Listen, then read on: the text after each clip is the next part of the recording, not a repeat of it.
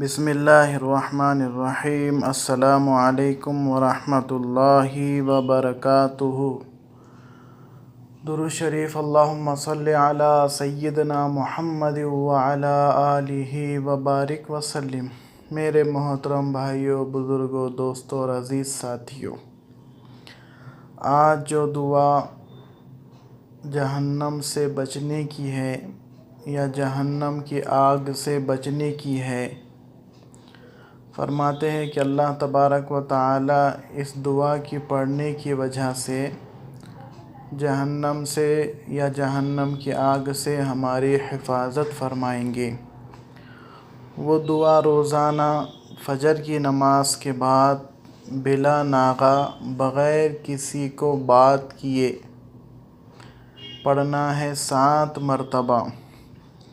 حضرت مسلم ابن حارث التیمی رضی اللہ عنہ فرماتے ہیں کہ رسول اللہ صلی اللہ علیہ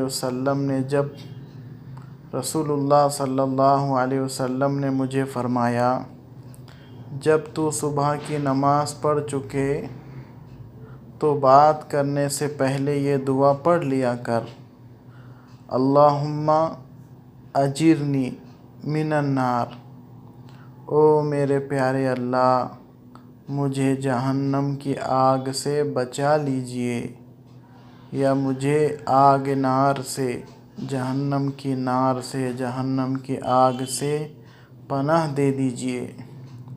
پھر آگے فرمایا، پس اگر تو اس دن فوت ہو گیا یا مر گیا، فوت ہونا یعنی مرنا، پس تو اگر اس دن فوت ہو گیا، مر گیا، تو اللہ تعالیٰ تجھے آگ سے نجات کا پروانہ لکھ دیں گے۔ اور اسی طرح بعد نماز مغرب کی اگر تو نے ان کلمات کو، اس دعا کو 7 مرتبہ پڑھ لیا تو رات میں اگر تو فوت ہو گیا تو اسے یہی فضیلت حاصل ہے، یعنی کہ اللہ تبارک و تعالی جہنم کی آگ سے، نار سے حفاظت فرمائیں گے، جہنم سے حفاظت فرمائیں گے۔ اسی طرح ہمارے بڑے علماء کرام سے سنا ہے کہ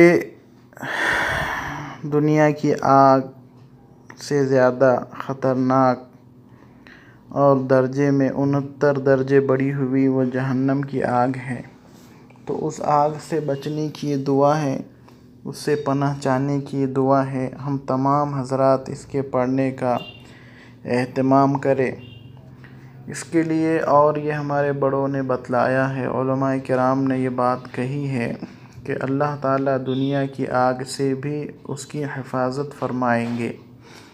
جیسے دنیا کی آگ جل جانا یا چٹکا لگنا یا کرنٹ لگنا، اور جیسے گرمی ہونا، اور سورج کی جو آگ ہے گرمی تپش، اس سے بھی اللہ حفاظت فرمائیں گے۔ جب گرمی لگے، گرمی ہو یا سورج زیادہ گرم ہو، تب بھی یہ دعا پڑھی جا سکتی ہے: اللہم اجرنی من النار، اے اللہ مجھے آگ سے بچا لیجئے۔ اور بخار کی حالت میں بھی اس کو پڑھا جا سکتا ہے، جیسے بخار ہے کسی کو، تب بھی اس کو پڑھا جا سکتا ہے۔ اس کا اہتمام کرے، اور چھوٹے بچے کو اگر بخار ہے تو اس کو پڑھ کر دم کرے 7 مرتبہ۔ انشاءاللہ اللہ تعالیٰ ضرور جو ہے گرمی کو، اس بخار کو زائل کریں گے اور دور کریں گے۔ اللہ تعالیٰ عمل کی توفیق عطا فرمائے، کمی کوتاہی کو معاف فرمائے، اوروں تک بھی اس بات کو پہنچائے، اور دوسروں تک بھی جو ہے اس کو کہے، اور اپنے گھر والوں کو، بیوی بچے، ماں باپ، بھائی بہن کو بھی اس دعا کو یاد کرائیں۔ انشاءاللہ بڑا نفع دیکھنے کو ملے گا، اور بڑا فائدہ آپ کو اس کا دنیا کی زندگی میں ہی نظر آئے گا، انشاءاللہ ثم انشاءاللہ۔